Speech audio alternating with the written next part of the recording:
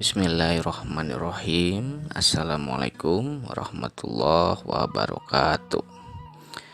Wilujeng enjing ananda sampurasun. Alhamdulillahnya urang tiasa tepang deui dina dinten Salasa nyaeta dina pangajaran bahasa Sunda. Kumaha ananda siapnya urang diajar bahasa Sunda ayeuna? Anu teu tiasa diajar bahasa Sunda, anu teu acan tiasa nya mangga ulah isin ulah sieun. Bahasa Sunda teh nyaeta bahasa urangnya, bahasa tradisi urang-urang Sundanya Jawa Barat. Nah, materi nu bari didugikeun ku aya ayeuna nyaeta dina pangajaran 2 tentang atau ngebahas ngenaan rarangken tukang ing atawa ning. Nah, naon cing artina rarangken, terus rarangken tukang, aya ing atau ning? Mangga simak video ieu sampai akhirnya. Urang dikawitan mangga simaknya naon hartina rarangken teh. Tah, ku aya dibahas heula nya ti payu naon sih artina rarangken teh. Nah, rarangken teh kan tos dibahas saleres namanya dina pertemuan sebelumna nyaeta dina materi kecaprundayan pami telepat mata. Ayeuna urang bahas deui nya. Cuma ieu teh rarangkenna tukang nya. Nah, rarangken teh hartina imbuhan. Sekali deui, rarangken teh hartina imbuhan. Bahasa Indonesia nya imbuhan teh. Nah, dalam bahasa Sunda mah artina teh imbuhan teh rarangken. Nah, itu. Rarangken nu ayeuna dibahas nyaeta rarangken tukang ya, atau imbuhan belakang. Naon rarangken tukangna, imbuhan belakangna? Nah, nyaeta ing.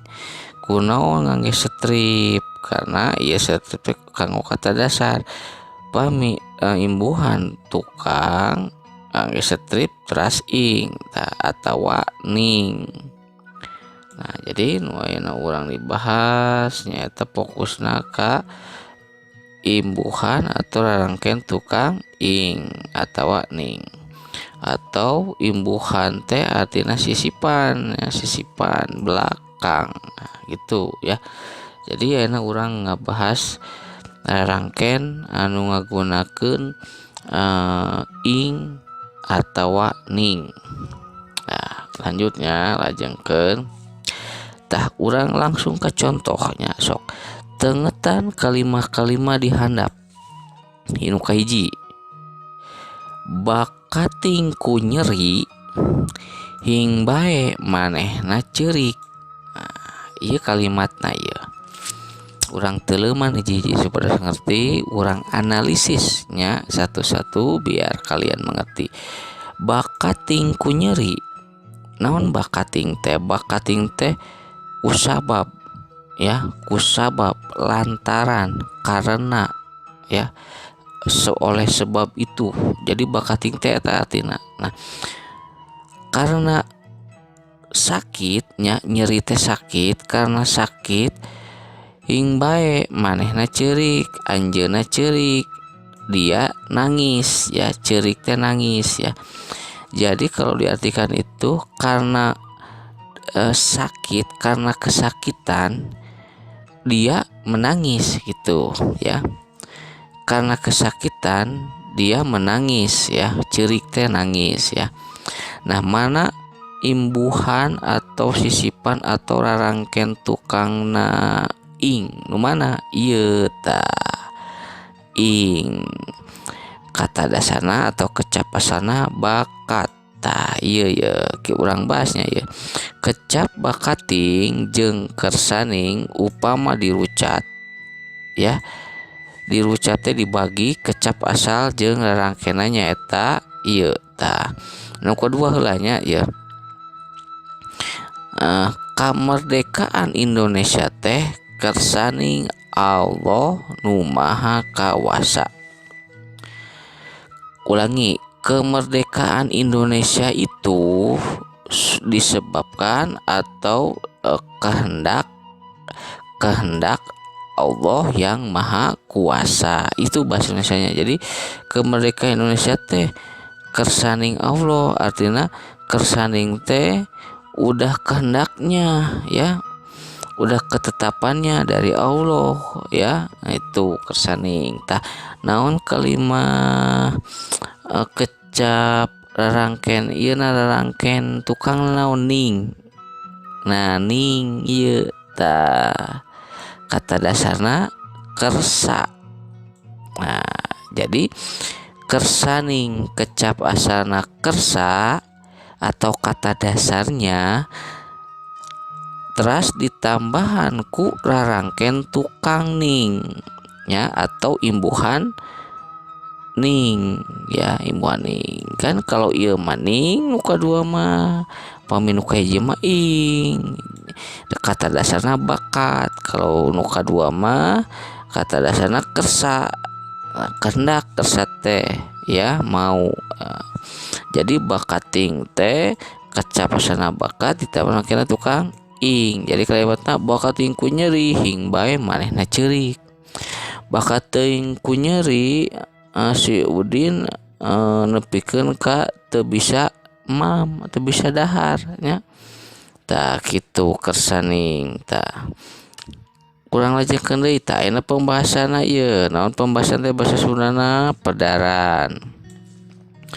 Rarangken tukang ing dipake upama ngantet ya, atau nyambung karena kecap asal nu aksara panungtungna konsonan.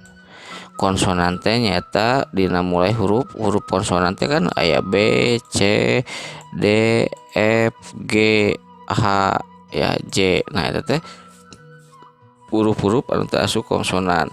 Nah kunaon aya konsonan? Aya patula patalina, aya hubunganana ya. Nah naon cing nu kahiji mungguhing. Mungguhing teh rarangken tukangna ing. Nah ing ieu konsonanna H. Nah terus bakating ing ieuna T. Nah biasanya jadi rarangken tukang teh biasanya dipakai atau disambungku karena kecap asal nu aksara tungtungna konsonan. Ta awahing ing karena ieuna H ya. Nah konsonanna. Nah ini artinya mungguhing teh artinya menurut bahasa Indonesia. Nah bakating oleh karena lantaran. Awahing artinya lantaran atau sabab sami wae nya sareng bakating jeung sajabana ya. Jadi ieu teh contoh-contoh rarangken tukang ing nyaeta anu ngantetna kecap ngantetna anu tungtungna huruf konsonannya ieu H, T, H nya eta contohna. Nah rarangken tukang ning, nah mun tadi mah ing ieu mah ning. Rarangken tukang ning dipake upama ngantet nyambung kana kecap asal nu aksara panungtungna vokal. Nah jadi biasana upami ing mah konsonan, upami ning mah vokal eta bentenna nya. Nah contohna diantara naon ieu? Kersaning kan aya ning huruf tungtungna kersa A teh kan vokal. Nah, artinya naon kersaning teh kehendak, keinginan. Terus yang kedua estuning. Estuning teh artinya naon? Sungguh. Nah rarangkena ning huruf vokalna U. Jadi huruf vokal teh A, I, U, E, O, E, E. Nah ieu nya huruf vokal dina bahasa Sunda teh A, I, U, E, O, E, E. Nah gitunya curak di dia. Jadi kersaning, jadi biasana lamun aya ning mah ieu teh huruf konsonan tungtungna pokona huruf tungtungna anu imbuhan ning pasti huruf vokal ieu a u gitu. Nah lajengkeun rarangken tukang ing atau ning mangrupa pangantep pikeun kecap-kecap asalna. Jadi gitunya pembahasanna ieu teh imbuhan atau rarangken anu ngagunakeun ing sareng ning. Jadi sakali deui anu pake rarangken tukang ing teh biasana huruf tungtungna teh konsonan. Konsonan teh selain a u e o tadi b c d ieu kan aya h nya. Teras aya T, teras aya deui misalkeun B, tah eta teh huruf konsonan.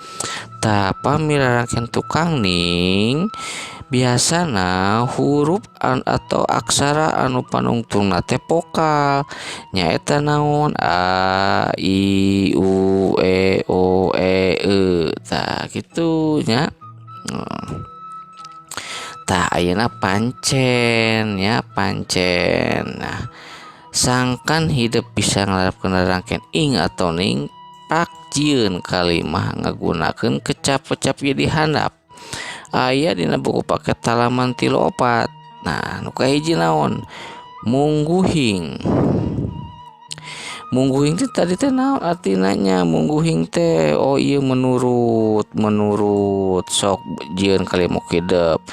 Menurut mungguhing pake imbuhana ing. Terus nu kadua awahing. Tadi aya awahing teh sarupaning teh misalnya sarupaning bumbuhan macam-macam. Jadi sarupaning teh macam-macam awahing aya tadi mungguhing teh naon tadi teh menurut estuning teh naon tadi estuning teh sungguh.